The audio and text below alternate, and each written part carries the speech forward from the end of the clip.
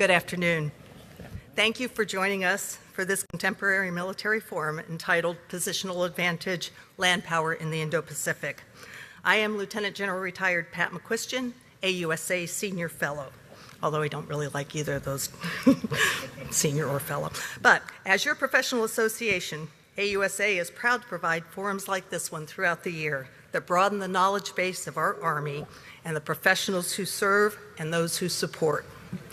AUSA amplifies the U.S. Army's narrative to audiences inside and outside the Army with the stated mission to be a voice for the Army and support for the soldier. Of course, we cannot do this alone. AUSA relies on its members to help tell the Army story and to support our soldiers and their families. A strong membership base is vitally important to advocacy efforts in Congress, the Pentagon, and throughout the Defense Industrial Base, and to the public and communities throughout AUSA's 122 chapters within the United States and 9 other countries. All right, so show of hands here. Who's a member of AUSA? That's pretty darn good. Okay, for those who raised their hands, we thank you. For everyone else, unless you opted out when you registered for the annual meeting, you are now a new basic, no-cost member of AUSA, and thank you. If you would like to become a premium member and elevate your member benefits, please visit the AUSA Member Zone located on the L Street Bridge near Halls D and E, or sign up online at ausa.org. AUSA is a membership organization, and membership matters. We can't do it without you. You help us be an effective voice for the Army and provide for support for soldiers, civilians, and families. In appreciation for participation in the panel today, all the panel members received just a small gift from AUSA, which is an umbrella, which I will not open in the room, and hopefully we will not need those throughout the symposium. So I am now going to turn it over to Major General Retired Jeff Smith, Vice President, Business Development, L3 Harris.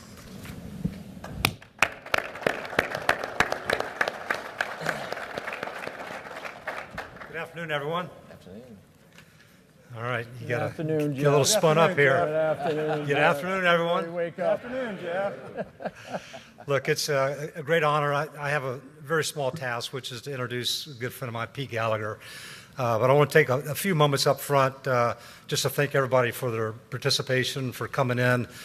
This association does amazing things for all of its members, for the United States Army, and for our country. So for that, AUSA, thank you very much.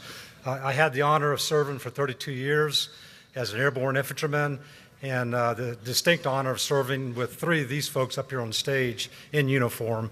And I could think of no better group to talk to you today than the group up here. So it's very exciting to see that. As General McQuistion mentioned, I'm with L3 Harris Technologies. We've been partnered with the U.S. Army for over 6 decades in just about everything you can think of. I'm not up here to talk business, but it really reflects, who you see out here in these halls. It's one nation working together. It takes everyone's responsible for national security, whether you're in uniform or out of uniform. So it really is an honor to be here and be part of this. At this time, I'm going to turn it over to Major General Retired Pete Gallagher, and Pete's going to guide this group out here. So thank you all very much for coming out, and I'm sure that you're going to hear some wise words today from this panel. Thank you. Thanks, Jeff. Hey.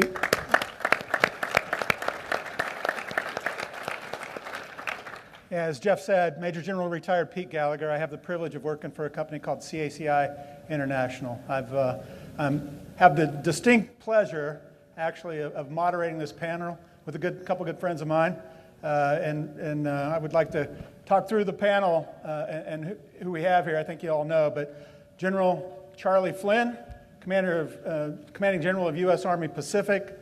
We've got Lieutenant General Chris Leneve, the Commanding General of 8th U.S. Army. And we're blessed to have with us Congressman Rob Whitman from the great state of Virginia, a member of the House Armed Services Committee. All right, the topic, as General McQuistion said, it's positional advantage, land power in the Indo-Pacific. Land power is enduring. Land power provides strength. It pulls the entire joint community together. And within the Indo-Pacific region, with the joint challenges that we're faced with, the Army is the linchpin. And the Strategic Land Power Network that General Flynn has been working on for his entire tour there as the Commanding General of U.S. Army Pacific is really to merge the capabilities and pull together partners in the region to make sure that we don't have to go to war. Okay? The biggest thing here, the Army's vital role is providing decisive land power and what's called integrated deterrence of the joint force across all of the Indo-Pacific region. Now, the Army's critical contributions to that integrated deterrence is really made possible through the joint multinational training exercises, the training and readiness, whether it's jungle warfare, Arctic warfare, pulling the coalition together and working with allies and partners across the region.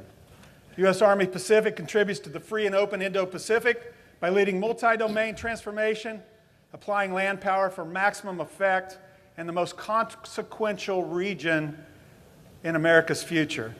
And they do that through organizing, generating, applying, and building land power across the Indo-Pacific.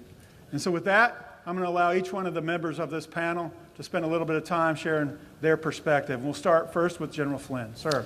Pete, thanks. And thanks to AUSA for giving us this platform. And thanks to Chris and Rep Whitman for being here again this year to talk.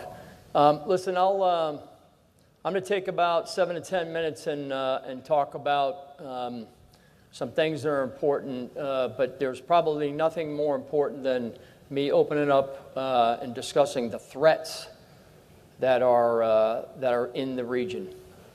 And today is an important day to talk about that because of the things that are actually going in and around Taiwan and what China is doing around Taiwan. But the problem is bigger than that.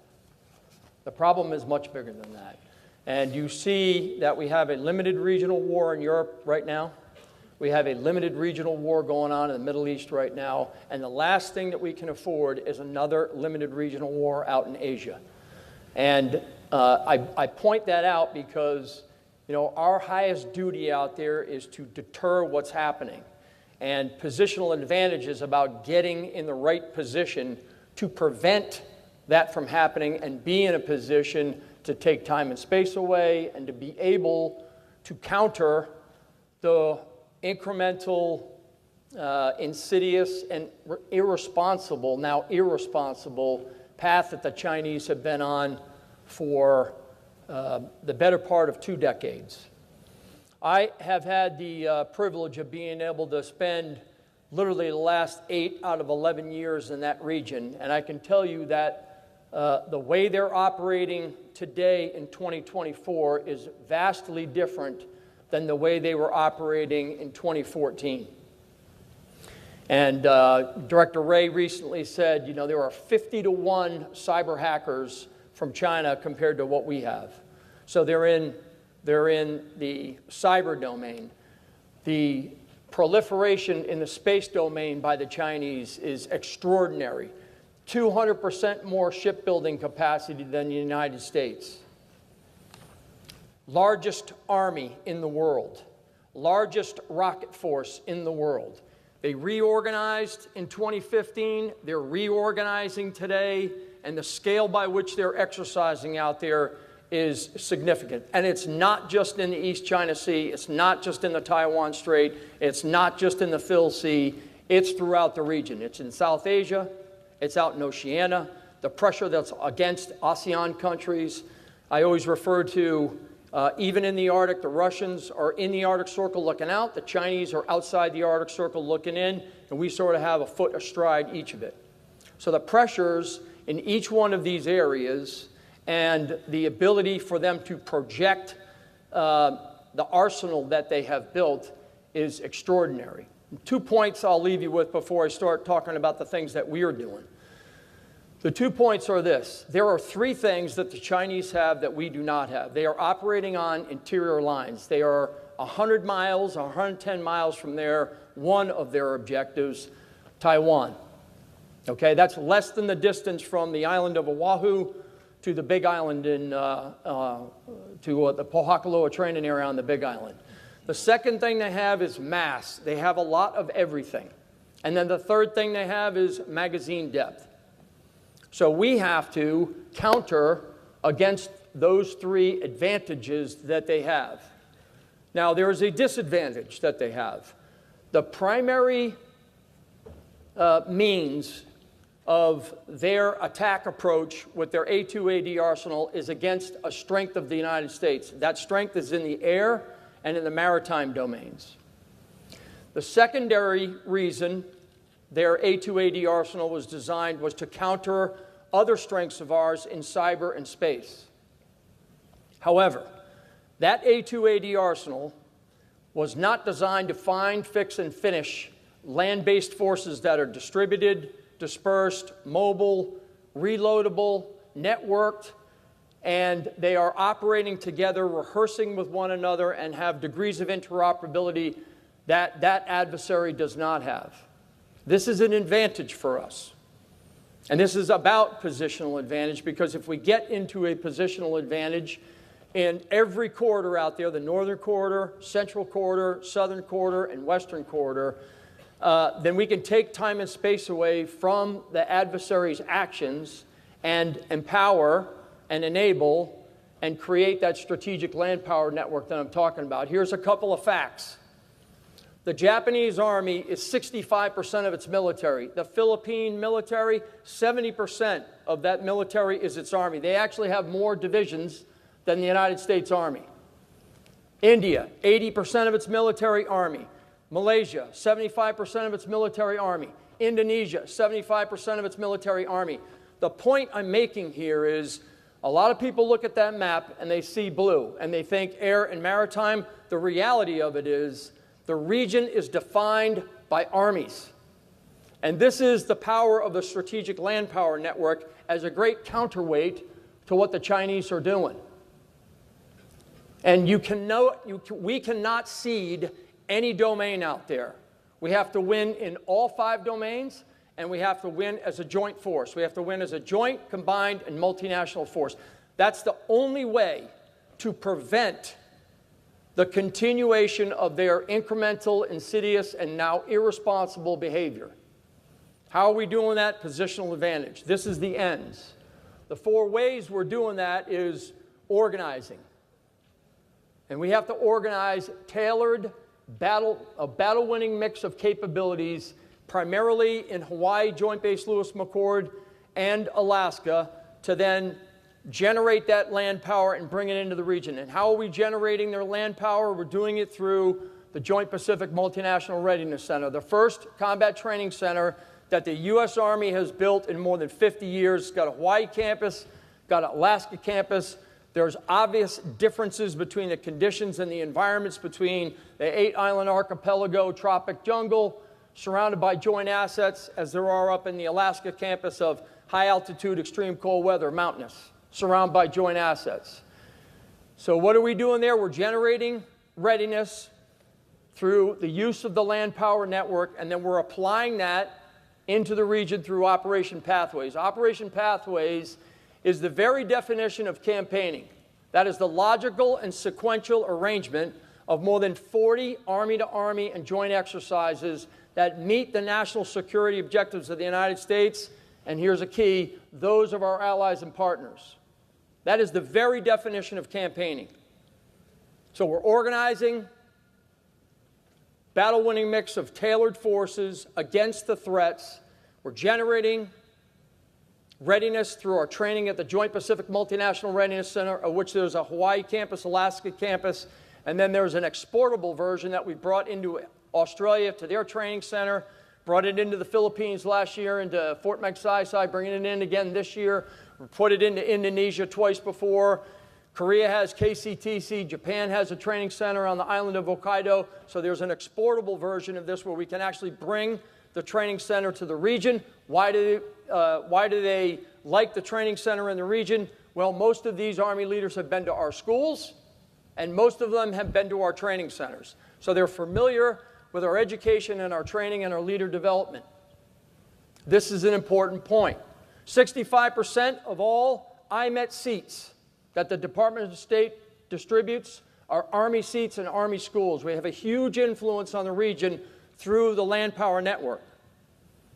So organize, generate, and then we're applying it. And then the last way of supporting positional advantage is building joint interior lines. We have to create interior lines. Why? Because we have to have operational reach. We've got to get off exterior lines on interior lines. If we're on interior lines, then we can build operational endurance. We can build strategic reach. Why? Because we want to be a counterweight to what's going on in the region. That expression of their A2AD arsenal in the air domain, in the maritime domain, in the space and cyber domain has to be countered by the strategic land power network. And those joint interior lines are made up of 4 foundational capabilities that only the Army provides at scale and at echelon. That is command and control, protection, collection, and sustainment. Command and control because there is no other C2 node in the U.S. military inventory like a corps and a division headquarters. The MEF is not like a corps. A corps is unique and a division is unique. It can see to complex, multinational, combined, and interagency operations for extended periods of time. Protection, this is engineering, mobility, counter-mobility, survivability. It's medical for ourselves and our partners, and it's also integrated air and missile defense and the things that we're doing from counter-UAS to counter-cruise missile to mid-tier to upper tier with Patriot and THAAD is extraordinary, and there's advances being made there. Sustainment, Army preposition stocks, joint theater distribution, composite watercraft company, and Army watercraft systems, distribution of material, contracting command. All of these things are so important to what we're doing. And then collection. We have to have a balanced layer of collection between the terrestrial layer, the aerial layer, and the space layer. And I would argue that for many, many years, we're overinvested in the aerial layer and overinvested in the space layer in the Indo-Pacific. We have to have a terrestrial collection layer. And that is a series of sensors that can both collect in all domains, to include open source, and share that with our partners. So the last part of this is a really important part because we have to do it with the consent and with the invitation of our allies and partners in the region. And again, this is where the strategic land power network is so important as a counterweight to the aggressive behavior that's happening in the region. The last point I'd make here is this. In my near 40 years of doing this, I have never seen the North Koreans, the Chinese, and the Russians matched up, and whether they have signed an agreement or a document that says they're going, that they aim to do this in written form, they are absolutely working together. They're absolutely working together, and you can see it, as I mentioned earlier, there's North Korean soldiers that are now on the battlefield in Europe. They're exchanging hard power, they're exchanging soft power, and they're exchanging technology.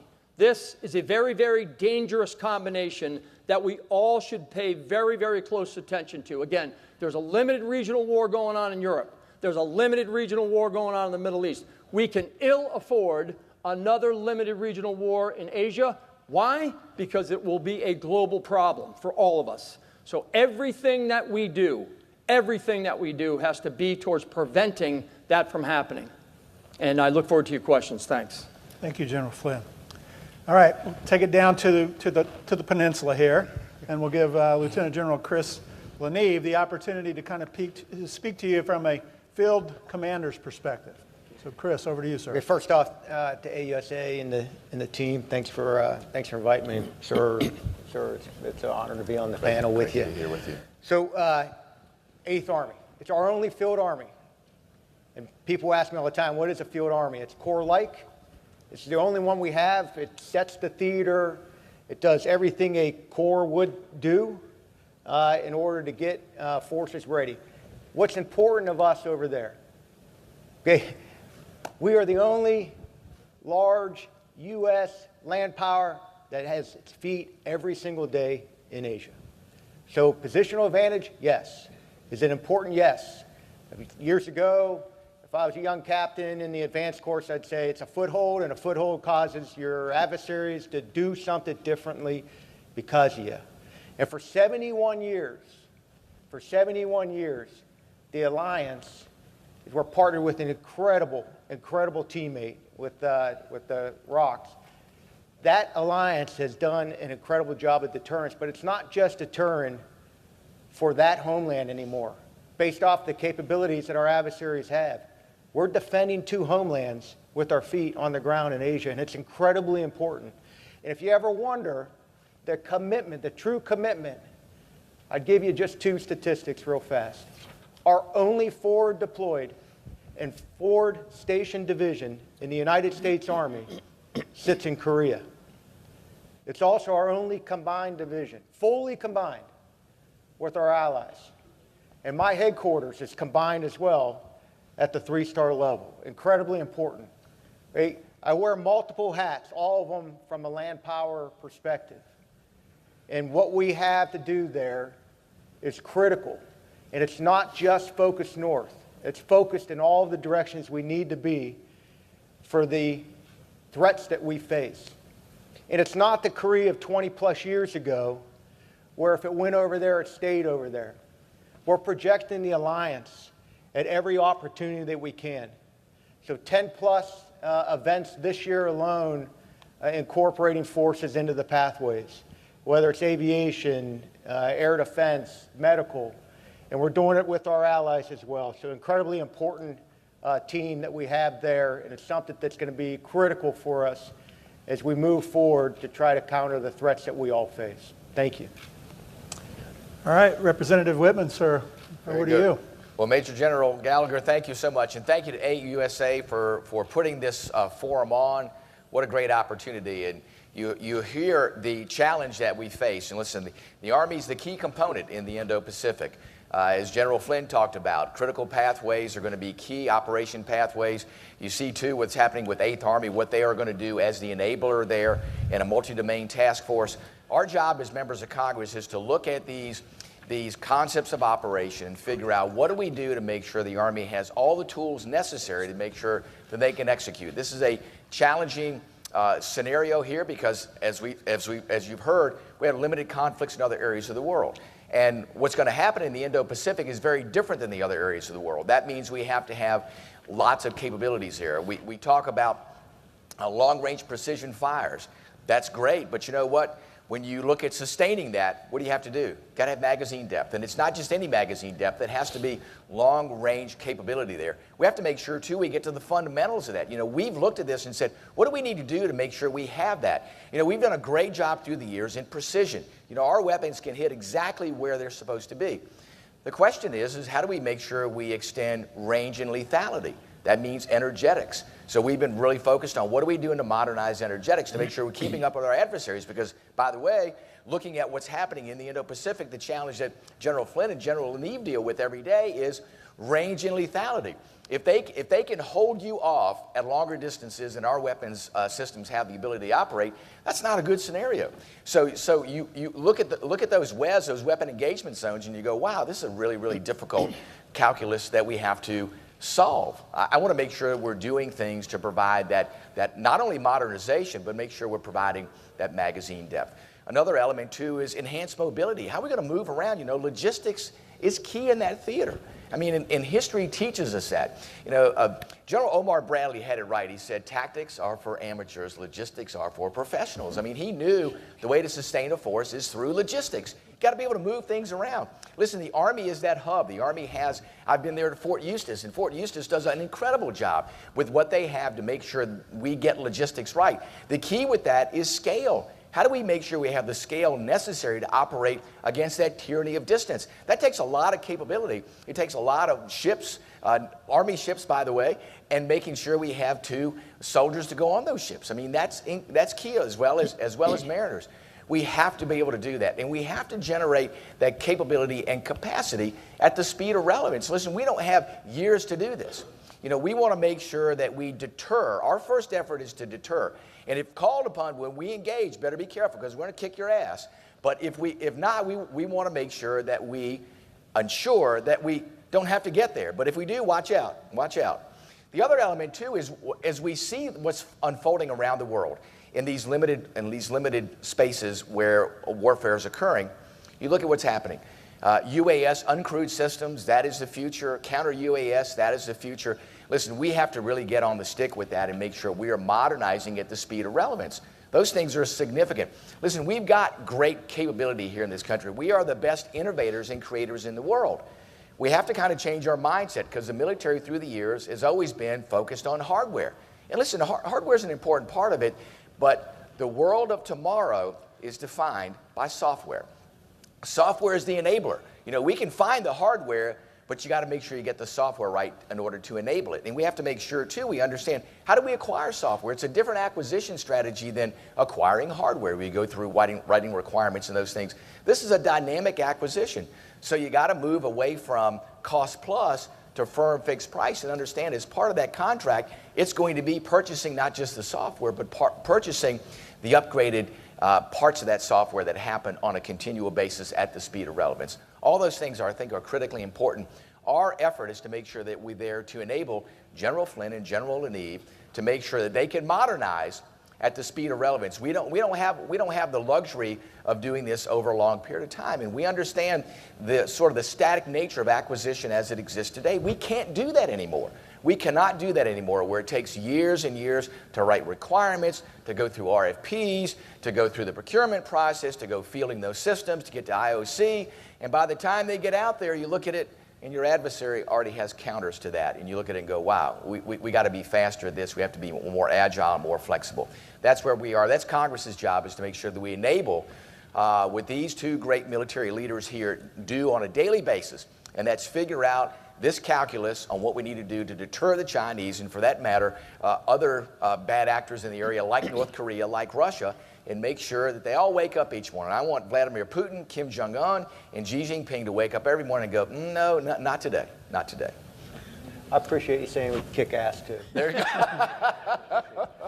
Thank you, Congressman Whitman. Well, as you can see, just by the opening comments of our panel members, the Indo-Pacific is clearly the most consequential region in modern history. And we're going to take a shot at some questions and answers now. I've got a few questions, and then we do have question cards, right? If you have cards, raise your hand. Get your cards to the mighty major in the back there, and we'll answer your questions as we get them. The first question I've got to get started is for General Flynn.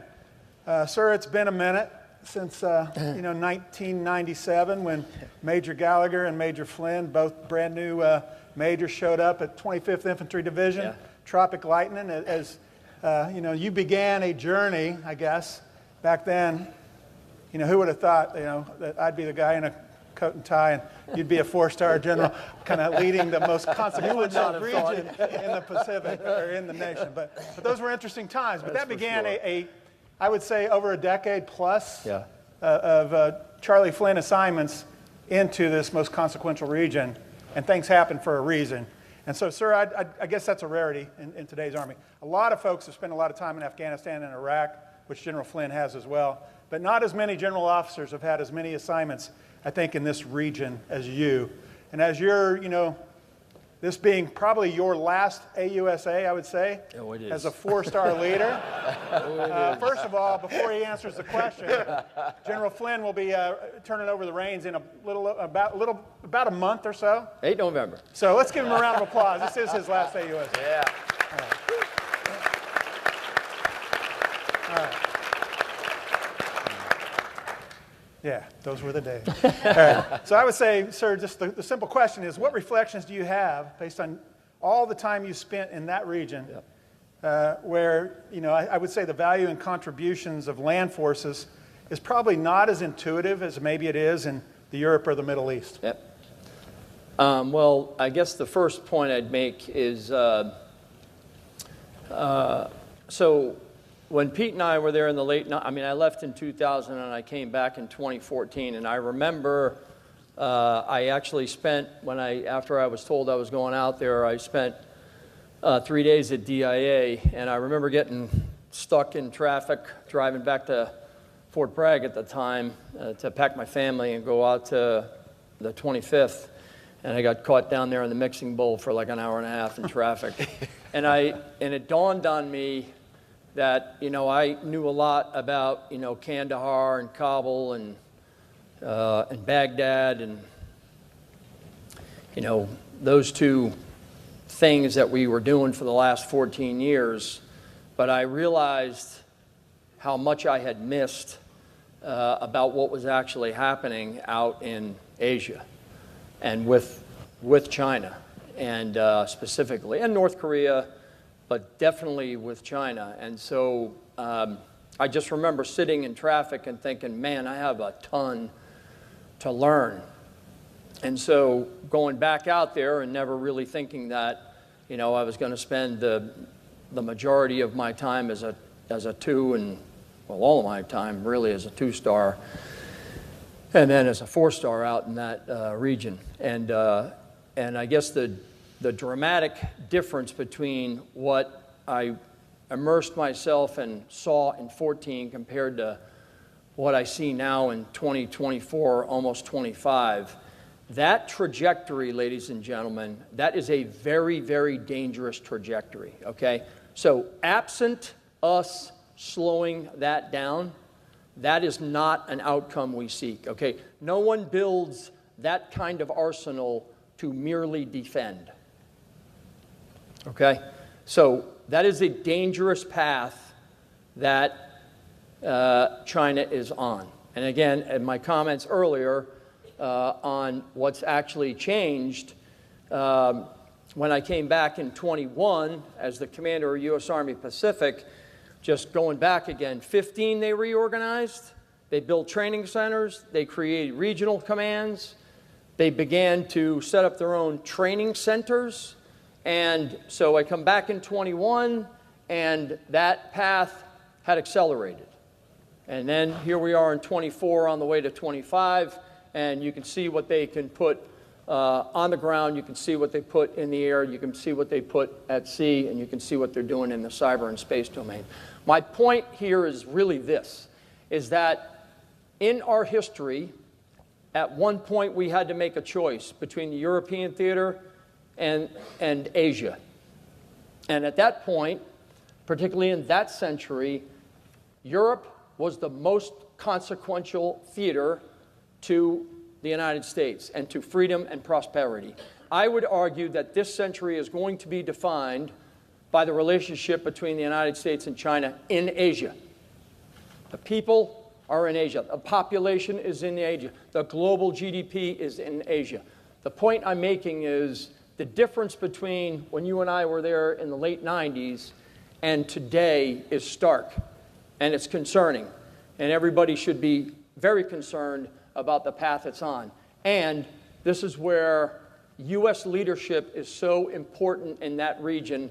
And I argue, and my theory of the case, is that it is a joint theater. It's going to require joint solutions, and we are a vital part of the joint force. And I know Admiral Paparo, the Indo-PACOM commander, realizes and recognizes the value of what land forces provide in that region. Chris Leneve talked about it. Congressman Whitman talked about it. There are capabilities at scale and at echelon that only the Army provides the joint force. Here's a couple of facts. I mentioned them earlier. The theater is defined by armies. Armies are the force they turn to protect their territorial integrity and defend their national sovereignty. Why? Because they're the largest force in these countries. And when I talk about the Strategic Land Power Network, I'm talking about the U.S. Army, I'm talking about the U.S. Marine Corps, I'm talking about Special Operations Forces, and I'm talking about the large armies that are in the region.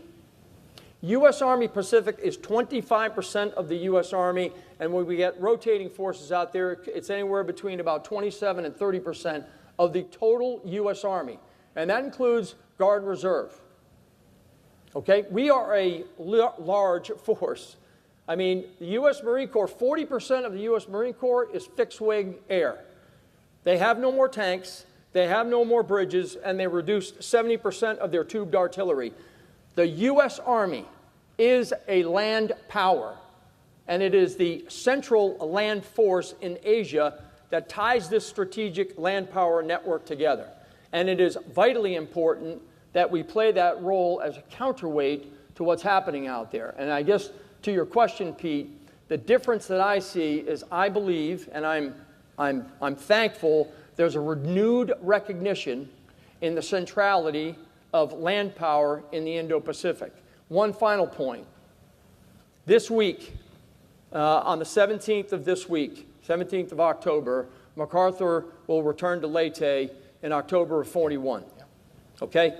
2.5 years, if you just say January 1940, it took us 2.5 years to get back to that place in the Philippines.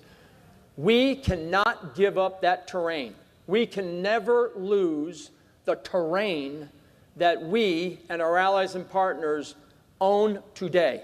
We cannot cede that space because the price in blood and treasure to get it back is not worth it. That would be just a terrible, terrible outcome. Therefore, that's why positional advantage in the Pacific and in the Indo-Pacific and in and around the Asian continent, the Australian continent, and the land archipelago bridge that connects those two continents, that's why those interior lines are so important. That's why campaigning through Operation Pathways is so important. That's why it's so important to generate readiness in the region. Think about this for a minute. For more than 50 years, we were sending forces from Alaska and Hawaii to training centers in the continental United States. I know. Why would we ever do that? We didn't do it with forces in Europe. We should have never done that. And I'm very, very proud of the training center that we have out there, and we're connected to the training center in Japan, in Korea, now in Indonesia, Australia, the Philippines. This is really, really important. Really important. So these are the differences between when you and I were out there in the late 90s and what we're doing today. And it's a powerful message to the region. The combination of these four things is integrated deterrence: capability, posture, messaging, and will. We have to have capability forward. We have to improve our posture every day. We have to message what the hell we're doing out there. And then we've got to demonstrate the will by being forward with our allies and partners and demonstrating U.S. leadership in the region through the binding together of the Strategic Land Power Network, which is the strategic network that's going to bind that region together and keep those relationships strong, tight, so freedom and prosperity can be achieved by all. All right, the next question, General You can Leneve. tell I get a little passionate about it. I couldn't tell. There's no passion. General Leneve, I think General Flynn made it crystal clear about the importance of land power, not only in the entire Indo-PACOM region, but specifically on the peninsula in Korea. I'm going to focus on the relationships that he hit on. And really, with 8th Army, I think you foster one of America's closest alliances with the Republic of Korea and the U.S. alliance there. Can you elaborate more on how important that really is to your mission on the peninsula? Yeah. Well, quick answer, it's the cornerstone of everything we do. And I was just thinking of the two of you. Don't even think about that. No, and the way that the AIM process works for general officers now, I've never served in the Pacific, so I'm a first-time offender. And I wish, going back, I wish I would have put my feet into this a long time ago. But, God always has the path. So it's been a fast process to learn of all the different components out here. But when you look at the map for Indo-PACOM, you think sometimes Korea, it's like, well, over there, we're right in the middle. Mm-hmm. It's just it's how you look at it. Yeah. Our work with the ROCs it's the cornerstone of everything. I talked about it a little bit before. 71 years this alliance has worked, the armistice has worked, and it's because of the commitment of both countries together. And it's a commitment to share. It's a commitment to train together. It's a commitment in order to man positions together. We're fully integrated in some of our headquarters, but it goes even deeper than that. There is an understanding now that they also have to project the alliance in order to, get TTPs back into the pen. I mean, you get so much when you go off into some of these training events, but what you bring back and bring back for the alliance for all of us to learn from is critically important. What I will tell you is also coming to the pen, it's not a readiness, burnout. It's a readiness building machine over there that we do with our partners every single day. Representative Whitman, what more can Congress do to ensure that the Army has the necessary resources and capabilities to perform its vital role in that theater? And specifically, just by comparison between Europe and the Pacific, the fact that the European Deterrence Initiative provides additional funding over the top line, whereas General Flynn and commands in the region in the Pacific Deterrence Initiative really accounts for items in the base budget. So I guess from your perspective there in Congress, what more can be done? Well, listen, the Congress needs to be very focused on the magnitude of the threat there. There's things obviously going on in Europe and the Middle East. That's where people's attention is. And while the attention is focused there, don't you believe that our adversaries in the Indo-Pacific are looking at what opportunities may exist there? That's my concern, is for them to look at it and go, hey, there's some distraction going on here. Let's continue to do things in their insidious and nefarious way within that theater. So our job is to make sure we're properly resourcing the capability and capacity necessary in the theater. And just as General Flynn said, the Army is the land force in that particular region. Land forces are going to have a dominant effect within that region. Land forces are going to have the dominant deterrence effect in the region. So the question is how do we make sure in Congress that we are properly resourcing things that are necessary and things that can build capacity and capability quickly? As I said, we have to look at what can we do in this short-term window, and how do we make sure too that we enable decision makers within the Army to say, these are things that we need to get in the hands of the warfighter tomorrow. Listen, I've been very impressed by what General George is doing. I've been out and visited with our division commanders about what's happening there with Army training doctrine within the region, the TTPs that are all about how do we create an effective fighting force there that when called upon, we can do what's necessary there. Or in the other scenarios, how do we make sure that we build that capacity quickly to where the Chinese and others say, wow, that's something that we don't want to mess with. And that has to get us to do things in addition to what's happening right now. We have a lot of legacy systems that we have to look at and go, are these the proper assets that we need going forward? And if they're not, how do we reposition quickly? How do we make sure as we're looking at ramping down legacy systems that we're at the same time simultaneously ramping up replacement systems? How do we modernize? That's why I formed the Defense Modernization Caucus. We are in a world today that operates at a fast pace. Technology dictates the things that can and can't be done. We have to be able to operate at the speed of relevance. And the speed of relevance doesn't mean taking decades to acquire an exquisite system. Listen, I love exquisite systems, but you know what? It's going to be exquisite systems we have in addition to attritable and expendable systems that are really going to provide the capability and capacity that's available next month, next 6 months, next year. Those are the things that the Chinese are going to look at and go, wow, didn't expect that. And we have to be able to do that across the spectrum. Another thing we have to do, too, is just simple things. I call it the blocking and tackling of supplying the United States Army. How do we create magazine depth? How do we make sure the industrial capacity is there? That takes a little while to spin up, and then how do we sustain that? We've got to get off of this roller coaster ride of saying, hey, we're going to build a bunch of munitions, and then guess what, everything's okay, and then we let the munitions production capability drift off and go away. We can't have that. How do we make sure, too, we look at logistics? How do we sustain logistics in a contested environment? How do we move, as General Flynn said, we got to have as much in theater as we can. Because I can tell you when the balloon goes up, if it ain't there, you don't have it. Because there's no way you're going to be able to fight your way in to bring that in. So how do we make sure we do that? And how do we make sure, too, in today's theater, where we see the laboratory for what is happening in uncrewed systems is Ukraine. We see that on a daily basis. How do we take the lessons learned there and provide that in the Indo-Pacific with another challenge laid on top of it? So this is UAS and counter-UAS in a theater where distance is your challenge. How do we do all of those things? Congress has to make sure we enable the deployment of resources to be there, and Congress has to be able to willing to let go a little bit and say, okay, listen, we're going to give you these dollars. You're going to make the best decision in the short term in order to be able to make these decisions.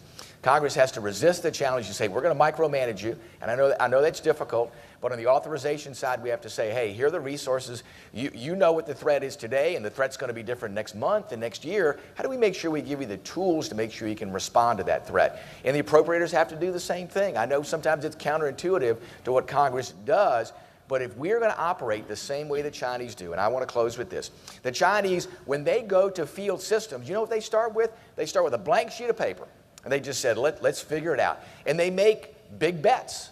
They make big bets, and they put a lot of resources there, and when they hit that bet, they hit it big. Now, if they miss big too.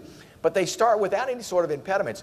In the United States, when we go to the Department of Defense and said, we want to acquire this, what do you start with? You start by an 1117 sheet of paper that you can't even read the print on there. That's a flow chart about what you have to do in order to acquire things. Ladies and gentlemen, that's not the path for us to be able to have the capability where we can operate at the speed of relevance. It has to change. We have to be able to do that. It has to start there with Congress. Thank you, Representative Whitman.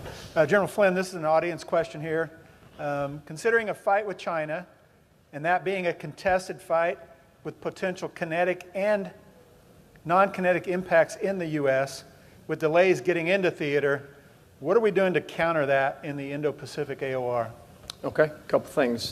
So again, we want to get off of exterior lines on interior lines. We need to rehearse every day our strategic movement into theater, but then more importantly, the operational maneuver once we're in theater. So how are we doing that? We're drawing out of stocks in Korea with APS-4, both in Korea and Japan, in ways that we had not before, EDRing forces over there, drawing that material out, using that in new and creative ways.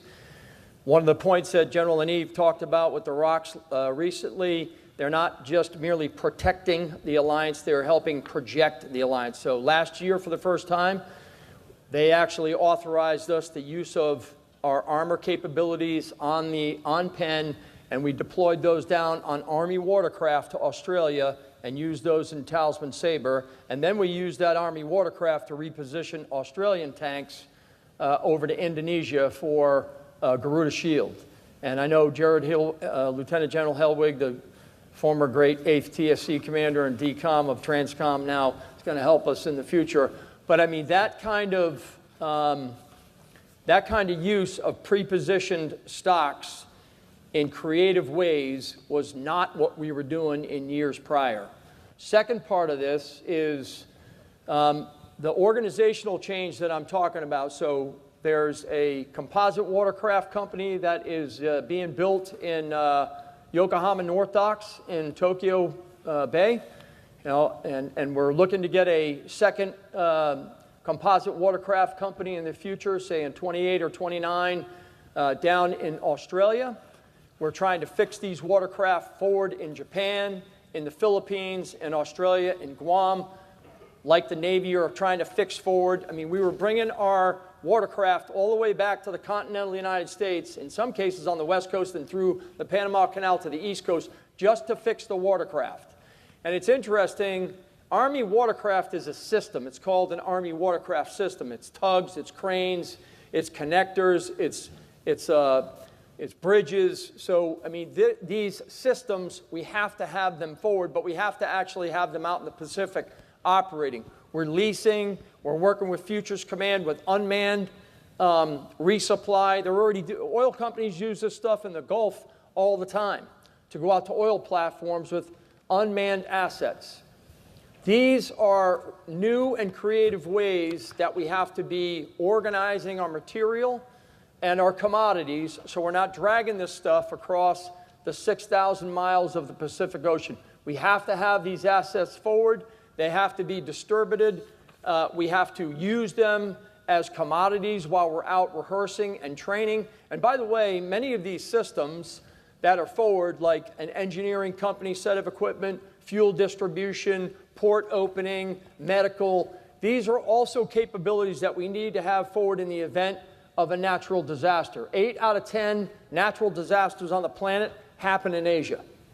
So having these assets forward actually give us, if you add fuel, petroleum, medical supplies, water purification, you can see where I'm going of the value of having these assets forward, because we're training all the time forward. So this is the notion of being able to create those interior lines, get off of exterior lines, and start relying more on operational maneuver inside the theater. And when I say inside the theater, I'm really talking about from the second island chain to the first island chain, and then, of course, in and throughout South Asia, ASEAN, and up to North and Northeast Asia. One last point I'm going to make here is, and touch on, is I talked about composite watercraft companies. We're also putting a composite air defense battalion out into Guam as part of the defense of Guam. This is an important point. These organizational adaptations that we've been making out in the Pacific are largely going unnoticed. Security Force Assistance Brigade, composite watercraft companies, composite air defense battalions, theater fires element, theater information advantage, theater strike effects group, and of course the 2 multi-domain task forces, and the experimenting that is going on with these capabilities. High altitude balloons, deep sensing, ground and terrestrial collection. You know, sustainment locations that are out there are also locations to collect. They're also locations to support. They're also locations to command and control. Again, back to the 4 foundational capabilities that only the Army provides at scale and at echelon: C2, protection, sustainment, and collection. Those 4 things. There are 10 general officer commands. 10 general officer commands in Hawaii alone in U.S. Army Pacific. 10. Okay, nobody competes with the U.S. Army with command and control. We can go international, joint, and multinational and coalition literally overnight. And those are flag officer commands. So the reorganization that's happening out there and the organizations that are being modified, changed, and adapted to meet the threat. And if you think about the multi-domain task force, that was an O&O and a concept that in 18 and 19, we put an experimental MTO together. Now it's 2024. Well, what's coming? The bent metal is coming, right? Mid-range capability, PRISM, hypersonics, LTAMs, IBCS, composite IFPC, Titan, TLS. So actually these organizations have a 4-year head start of the weapon systems and platforms that are coming. That is a huge advantage that the Army has. If we had done just the reverse, which is what we did largely for the global war on terror, all of you know, you got equipment when you got overseas and you're like, where'd this come from? Who went through the net for this? What are we supposed to do with this? Right? That's not what we're doing out there. These organizations are in front of the equipment, and the equipment is beginning to arrive. So now the organizations have worked all through the human, technical, and procedural interoperability that is a prerequisite before a new weapon system, a new collection capability, a new sustainment capability, a new whatever capability shows up. Now, that organization can take those new capabilities, position it properly, integrate it properly, and do a much, much better job of integrating it with our allies and partners in the region. Thank you, General Flynn.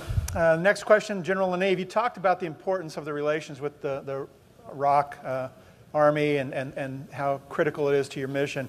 What other unique partner countries are you kind of counting on for your operations there on the peninsula? Yeah, so we're a component of the United Nations Command there and United States Forces Korea.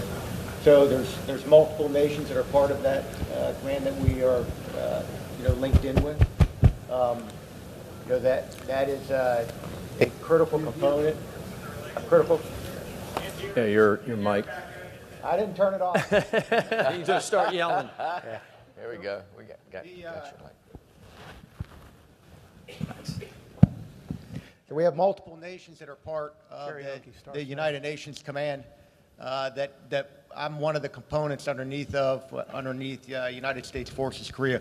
All of those are critical capabilities that each country brings into this organization that we all fall under. So it's not just the partnerships that we have with ROCs, but at my level, at 8th Army level, it's deeply tied with the ROCs on our exercises, on day-to-day operations, and then in the major exercises we do twice a year. The higher level exercises at the national level, those two exercises alone trigger multiple exercises throughout the year that gets after the training of both of the forces. I'll tell you, one part of the year we'll do a war fighter for our U.S. Army division. The following year we do a war fighter for one of the ROC divisions. So we stay critically tied to each other for the alliance. Thanks, General Leneve. Representative Whitman, how do you view the role of, obviously we've heard about the role of land power in Indo-Pacific and how critical it is. What advice, I guess, from the legislative branch would you provide to Army senior leaders on how best to advocate for the resourcing that they urgently need? Well, I think the easiest thing to do is to talk about what's necessary to counter the threat in the Indo-Pacific. And I think people are getting closer to getting it today. They understand, what the Chinese Communist Party is bringing to the table, what they intend to do in theater. They also know that relationships with other countries are key. So operating not just as a joint force, but as a multinational force there is going to be key. What we have to do is to talk to them about, how do we make sure we provide the right capability? How do we modernize at the speed of relevance? That tyranny of distance is a big deal, making sure, too, we have the ability to operate within that realm. And for folks to understand, what is the impact of land power in the region? I think a lot of folks think, General Flynn, as you said, lots of blue out there. What does that mean for the Army? Well, the Army is, as you said, is that land power in the region. It is the predominant force in the region, especially, too, if you look at our partners there. So the question is, how do we make sure people understand what do we need to do to enable the Army? How do we make sure we provide them capability and capacity that is there for their use in the very short term? Because as we know, 2027 is when Xi says he wants his force to be ready. Doesn't necessarily mean that he's going to use it then, but he said that's when he wants it to be ready. So the question is what do we do at the same pace as they're readying their force to make sure our force is ready at the same realm? So I think people will understand that. And then two, to kind of get an idea about, the basic elements. We know we have to be able to connect. So we know enhanced mobility is going to be key. That's an Army role. We know, too, that UAS, counter-UAS, that's going to be a key. We know that operating in that close space, in that highly contested environment is going to be key. And Army's going to be the enabler to do that. So our job is to make sure we communicate with folks out there what's necessary to get that done, and how do we make sure we use those resources that are always going to be challenged moving forward? How do we make sure we best use those resources? And how do we help the Army, too, be able to modernize and be able to restructure its force in order to be able to meet that challenge? That's our job, is to make sure we communicate that. Why is Congress doing the things that it's doing in order to enable the Army?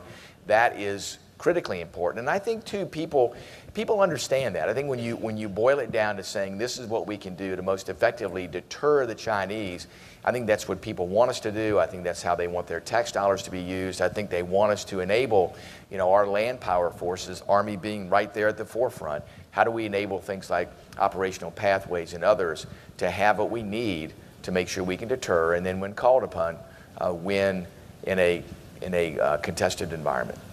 I'll if you don't mind, Pete, Yeah, I'd I don't like mind to at all. follow up on Congressman. I think I mentioned this earlier. Training, I think, is a really important element of what we provide to the other armies in the region. I'll give you a couple of examples.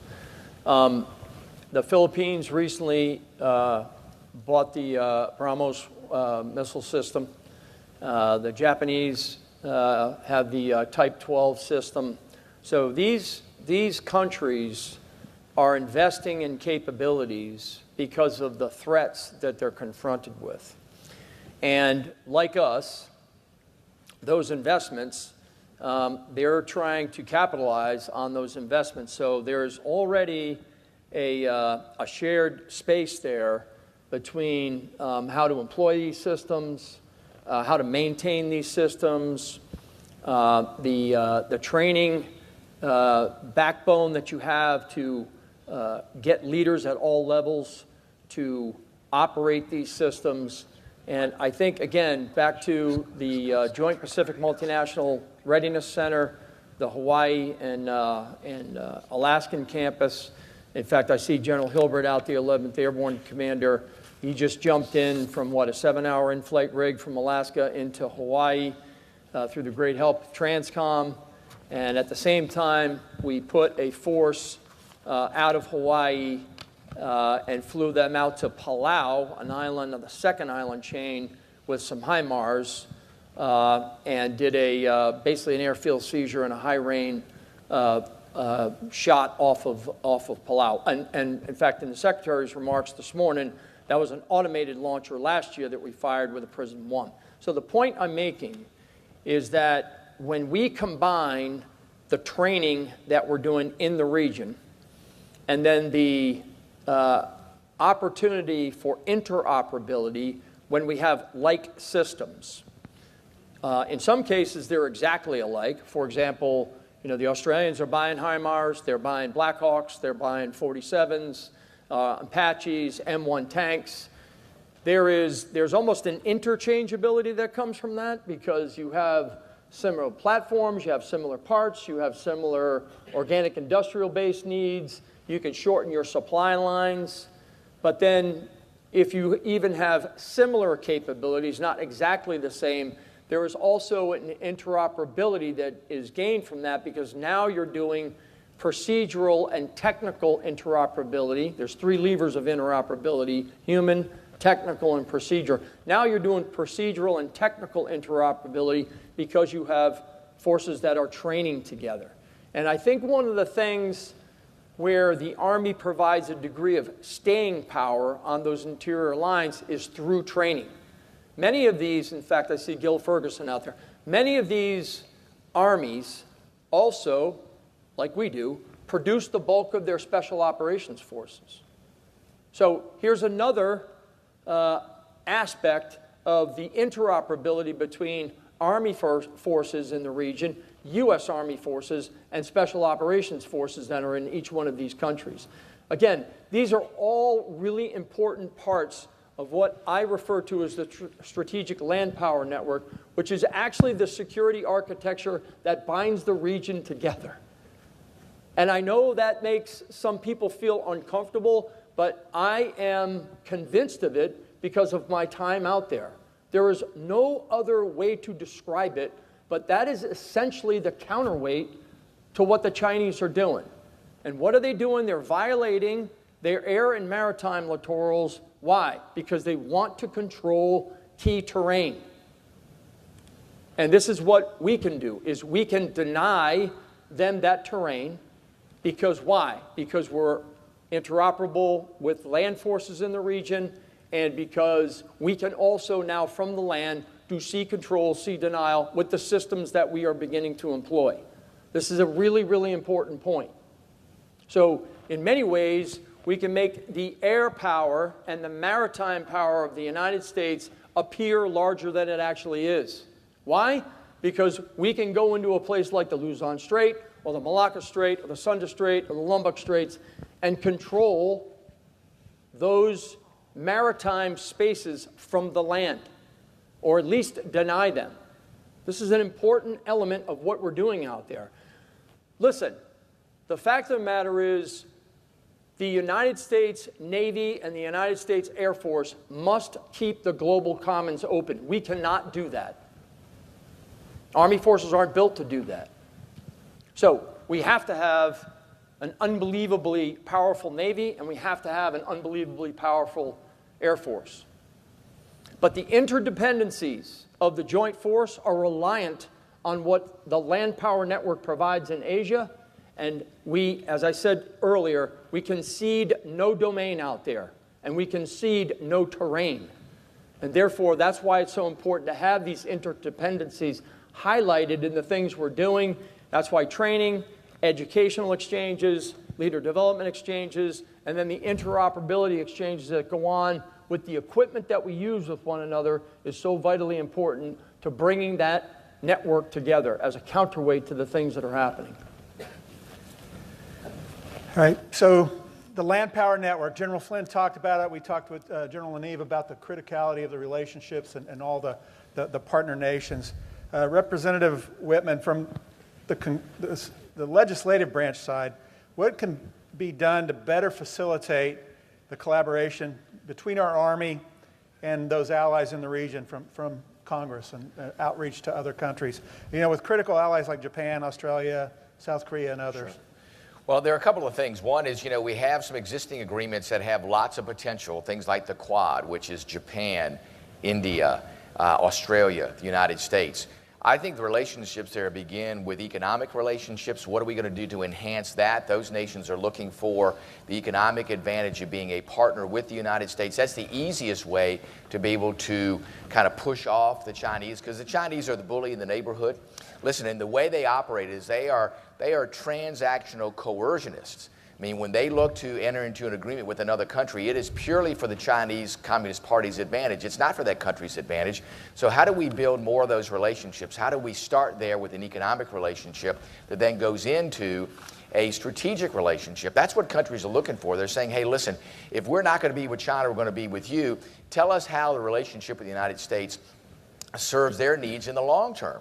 So we have to be very focused on that. And then we have to look at what are we going to do to protect them? Because they live in a neighborhood now where the Chinese are bullies, and the Chinese will look to bully them. So they want to know, what are you going to do to protect us? And what are you going to do to make sure that our economies can continue to grow in that particular region? Because they look at the economic power of China, and they're concerned about that. Those are things that the United States Congress can do in the policies that we adopt and the things that we do in working with those nations, making sure, too, we're looking at existing relationships. When I've traveled there, it's interesting to me how the countries that we meet with, whether it's the Philippines, South Korea, Japan, Vietnam, you name it, the first thing they ask is, how can we have an agreement like AUKUS? Because we want more of an agreement. Folks in that neighborhood are really concerned about the growing power of China and the influence that they have. So they want these deeper relationships. They want them to be both strategic and economic. So Congress can make sure that we send the clear message about what we're doing, both from a, if you want to call it soft power, call it from a soft power standpoint, but what are we going to do to back that with hard power? What are we going to do to make sure we have those nations back? What are we going to do to make sure that we say, hey, we want to have that deeper economic relationship with you? That's what they look for, and they will easily, without a lot of convincing, stand with the United States if they believe that we will have their back, and if we believe that we will grow an economic relationship with our economy and their economies. And I'll Go ahead. kind of to Chris here on the Congressman's point. One of, I mean, there's a number of things that are going quite well out there. I mean, I know I'm, painting a picture of a very aggressive China and on a sort of historical or Herculean path of an arsenal that they've created. But I will tell you, there's a number of bright spots that are ongoing. So, last year in May, the Japanese Chief of Army and the Iraq Chief of Army sat a panel with myself and the Australian Chief of Army. The fact that the Chiefs of Army of those two countries, if you think about the history here, sat a panel together at LandPAC is telling, okay? Let me give you a couple of other examples. Indonesia, we've had a long exercise with them for north of 20 years. Garuda Shield, 2 years ago, that went from an army-to-army exercise to 12 nations and north of 8,000 all-domain, all-service forces participating there. Talisman Sabre in Australia, 10 years ago, that was an army-to-army exercise.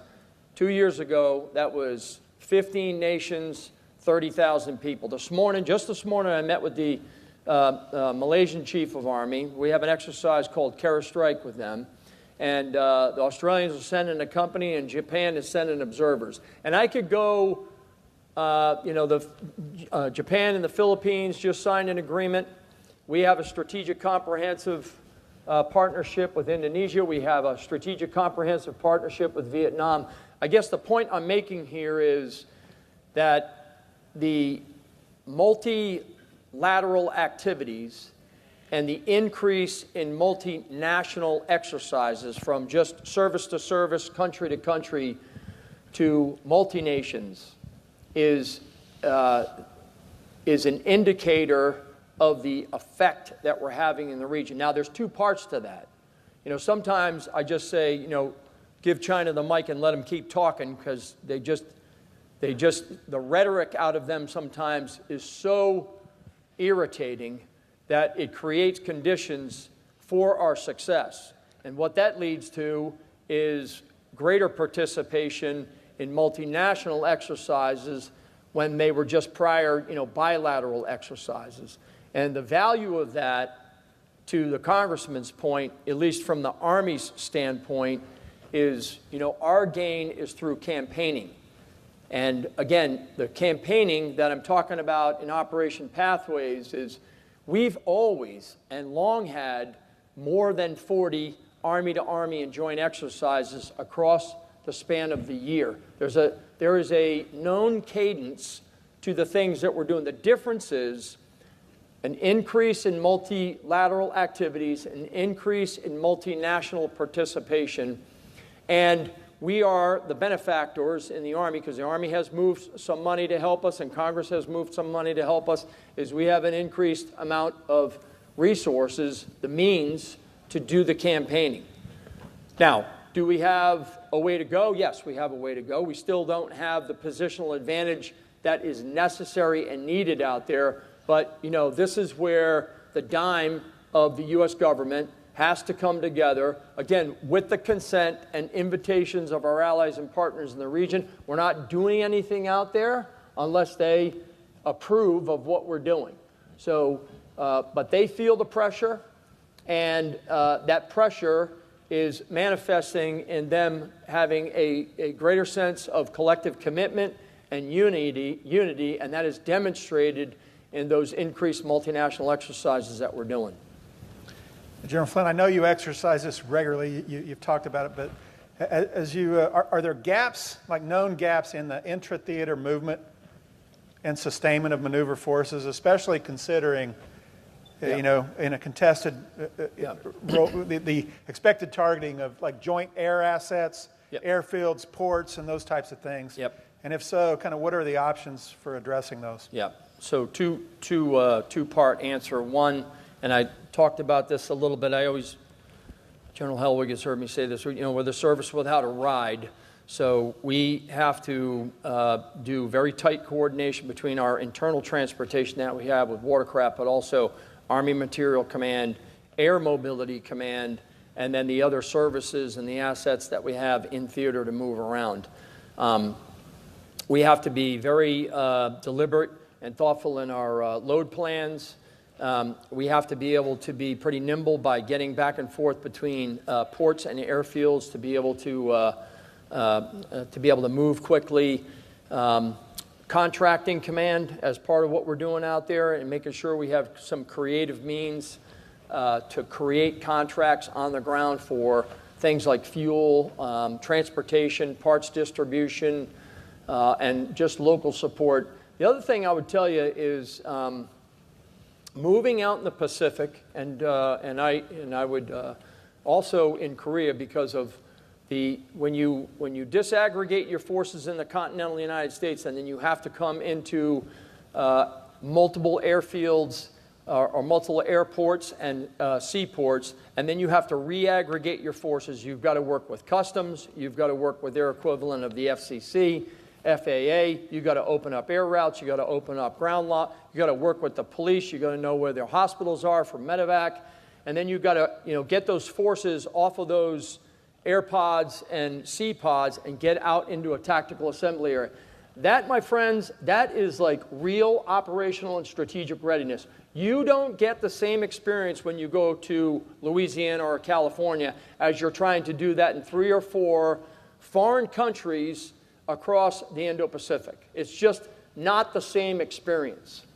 So what I always talk about is those are a series of tactical actions by very junior soldiers, non-commissioned officers, warrant officers, and officers that are actually solving operational and strategic challenges. The operational and strategic challenge is the operational maneuver to position forces, to be distributed, to be networked, to put lethal and non-lethal forces in the right locations. But our ability to actually have the organizational agility to do those tactical actions that are solving operational and strategic challenges of movement, this is also where we have to work with the ACE concept from PACAF and the U.S. Air Force. Their LIMFACs are protection, fuel, and ammunition. So we have a match made in how they're going to have agile combat employment, and we are going to have to look for those ways to be able to distribute logistics and to be able to put security forces in place so that we can open and close these locations where they're either going to have a hub or a spoke, and so they can generate air power. We need that air power, and they need that land power for that synergy to be brought together. Hey, sir, can I Yeah, go jump ahead. in a little bit? Because, you know, I was a COG at JRTC for 2 years. What we ask a brigade, if they're the Korea rotational force, to do when they hit the pen is much different than what we would do during our rotation. We use multiple ports. We use multiple APODs to bring them in, to marry them up with their equipment that's been sent over, and to get them up in their positions as fast as possible.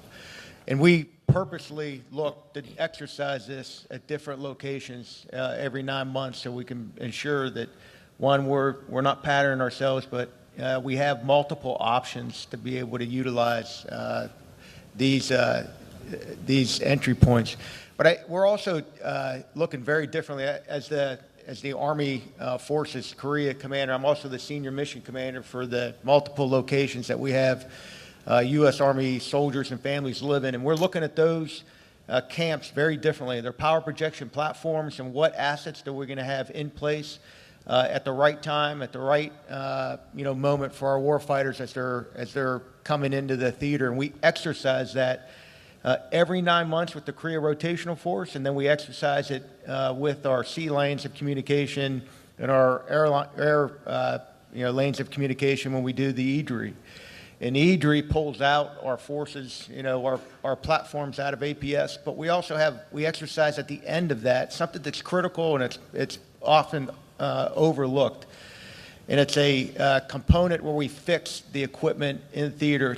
It's an incredible capability. We call it MSCK, but this capability, we can strip our largest platforms down to the bare minimum and rebuild them in order to get them back into the fight as fast as possible. And we exercise it every time we go through the EDRI operations. Congressman Whitman, you wanted to add? Yeah, I do want to add that General Flynn brings up a great point. I think one of the most important aspects of what we have to do, that is what Congress has to do, that doesn't make the headlines, is what are we doing with sea lift and airlift?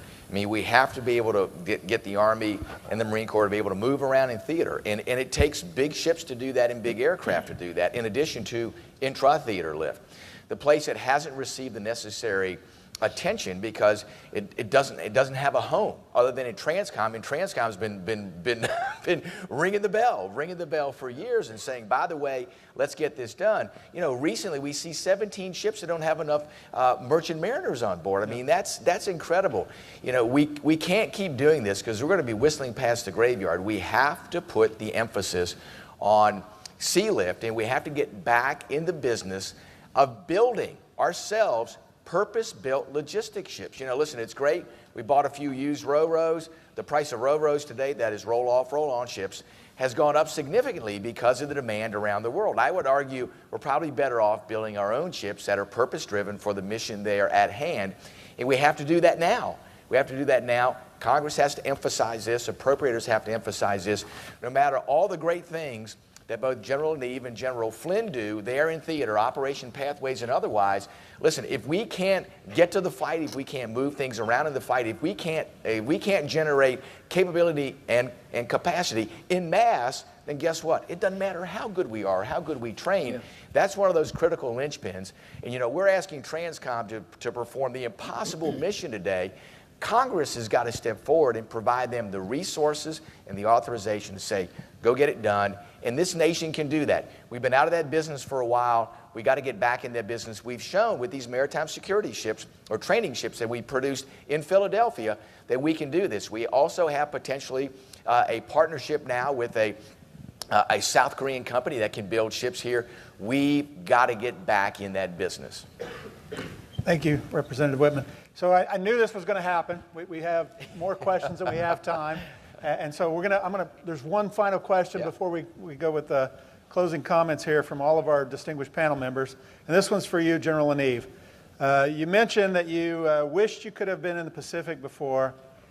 What do you see or do in Korea now that makes it so special? And what do we have to do to focus on the future for the next 8th Army commander in the future? Yeah, well, first, thanks for the last question. You're welcome. General Flynn got his share. So that's right. Yeah, so the first thing I'd say for the next 8th Army Commander, we should give them every tool, every new system in order to test there. That truly is transformation and contact. There's no greater place to be able to execute that than with the war fighters that are on the pen. I think one of the things that makes this assignment so special, but very, very different than anything I've done before, whether in FORSCOM or other units, is a singular purpose every single day getting up. We are focused, not just to the north, but we're focused in multiple directions, ensuring that we are a credible deterrent. It doesn't really matter if we talk it all the day. If we can't wake up in the middle of the night and fight, and hold the line until everything we just talked about gets there, then there will be a lot of people that will never forgive us forever. So our number one focus is actually ensuring that we're ready across every one of the domains that we have on the pen to be able to answer the call if needed. And I'd say to throw every new resource at us, and we're willing to take everything you got here at AUSA and test it out over there and ensure that we have the right systems in place for what we're going to face. All of it, I'd say the last thing is all of it's linked. I've never seen it more clearly before in any time in my career. All of our threats are linked together, and that's really what keeps me up at night. All right. I appreciate all the audience questions and everything that you were bringing to bring out a great discussion here. So what I'd like to do now is we'll start with Congressman Whitman and go to final comments from the panel members. So, sir, over to you. We're very good. Pete, thanks you, and thanks again to AUSA for this great forum. Folks, if we put all of this in context, the things that we have to do, if you look today at where we are as a globe, it's very similar to where I believe the world was in 1939. You see today the rise, again, unfortunately, of axes of evil. You see them beginning to operate with each other, just like we saw in World War II. This is a precarious time for the world. Listen, I think that we're up for the challenge, but let's make no mistake about the magnitude of the challenge that we face, and that this is really going to take every aspect of what we bring to bear, and it has to be done at the speed of relevance. And we really need everybody to speak to this, to the American people, to talk about the magnitude of this threat. And we have to make sure, too, that we understand that it's not just resources that it'll take. It's not just the checkbook. It's also the ability for us to make sure we have our friends and our partners there as part of this. Because just like we saw in 1939, it was not the United States that did that alone. It was our European allies. It was our Indo-Pacific allies. That's what it's going to take today to make sure that we counter this. And listen, we hope to be able to deter it, but if it comes down to it, we will fight and we will win, and it will be about making sure that we can operate with our friends and having deeper relationships with our friends. I mean, we look at where we are today as a nation. Our checkbook's only so big. This is not the Cold War, folks. Some people say, oh, it's a Cold War. It's not. Cold War is very different. Cold War was against Russia, who didn't have a free and open economy like we did. We just out-resourced them. We cannot do that today. We have to have our friends and allies there with us. And the good news is that those countries out there look at the world as it is today, and they want to be the United States friend. They want to work with us. They want to counter China. We have a built-in advantage with that. Let's build upon that. Let's make sure that we have all the wherewithal necessary to deter China, to deter our adversaries around the world, but don't mess with us, because we will kick your ass. Thank you, sir. General LaNeve. My favorite part. Tomorrow, I'll have an incredible honor to lay a wreath at the Korean War Memorial here in D.C. with some of our partners. I tell you, we paid a heavy toll in the peninsula for the gains that we've made with the alliance. It is not the Korea that your uncles or aunts or grandparents served in. It is a different kind. It's a critical component to what is going to be shaping up potentially in the region, and we have to maintain that positional advantage, our feet on the ground in Asia there to make a difference for what the nation could potentially ask us to do. That position, that relationship is critical for success all the way across Indo-Pacific and for the world.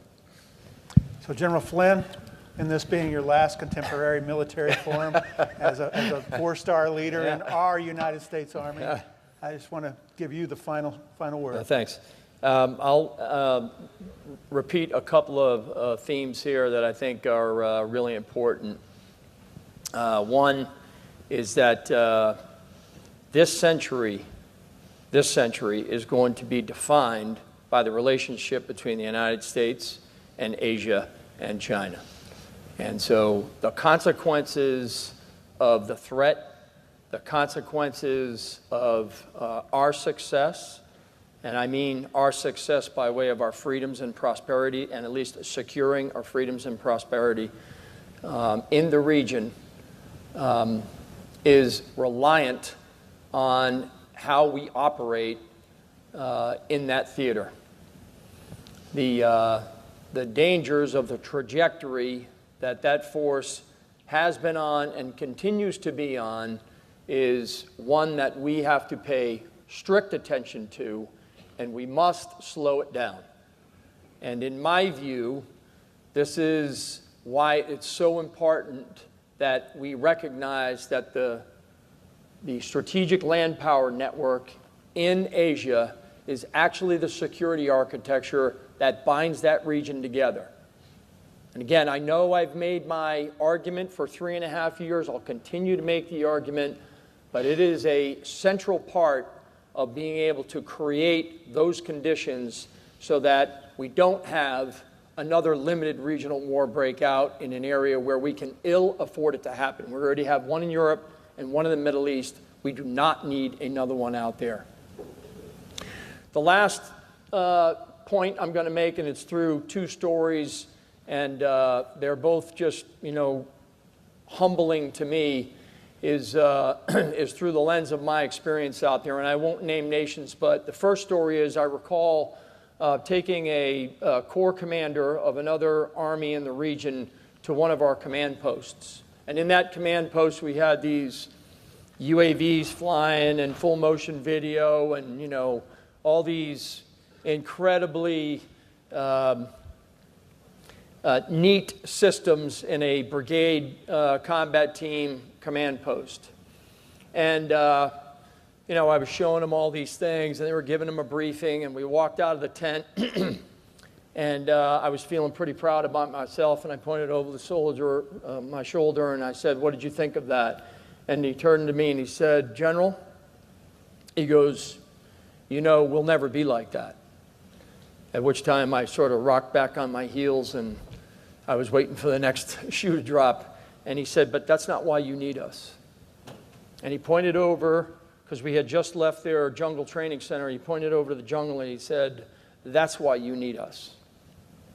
The second story is I was in another country and and the equipment had not shown up for a wide range of reasons. That's another story. The equipment had not shown up, and there were mortar teams working with 60 and 82 millimeter mortars. Notice I didn't say 81s. And they did not have their mortar ballistic computers. All they had was a plotting board, and none of them spoke the same language. Our soldiers obviously spoke English, and the other soldiers spoke another language.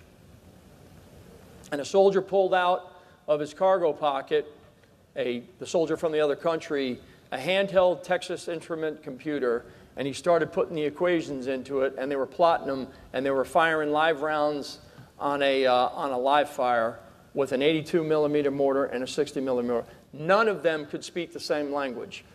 They spoke 11 Charlie. They spoke Mortarman language, okay? And they were doing it all through sign language and just crew drill.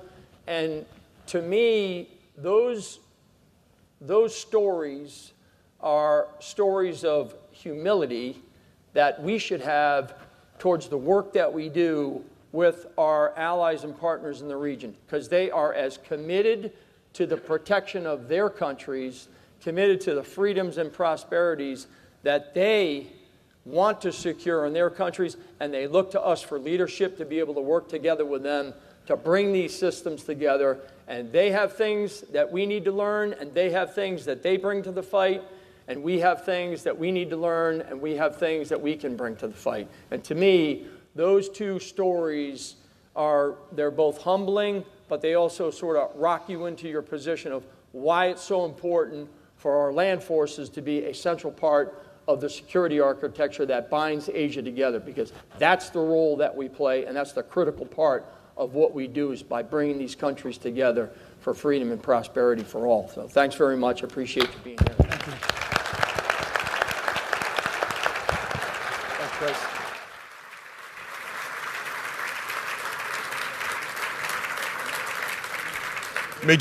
Major General Gallagher and members of the panel, thank you for the discussion today. Before we part, please note that AUSA's Education Zone is at the end of the hall. There you can find a variety of papers and educational resources focused on topics much like what we're discussed here. By participating, in addition, you can share why you serve by participating in the graphic art illustration or recording an impromptu message by our podcast team. Your message could be released at a later date, heard by our 15,000 podcast listeners. Again, thank you for attending, and be sure to check out our contemporary military forums tomorrow.